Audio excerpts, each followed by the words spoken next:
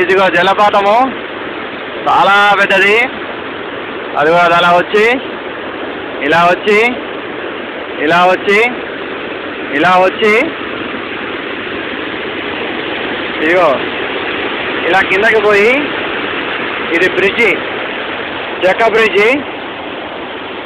ఇదిగో ఇలా కిందకి వచ్చి అలా కిందకి పోయి అలా పోయి అది స్టోరీ. ఇది హిమాలయాస్. నేను ఒక్కడినే ఇటు రోడ్డు వైపు ఒక్కళ్ళు కూడా లేరు. అందరూ నడుస్తున్నారు,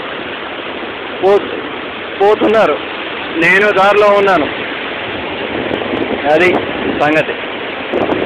ప్రస్తుతం ఇప్పుడు దీని మీద నడవబోతున్నా, నడుచుకుంటూ వెళ్ళబోతున్నా.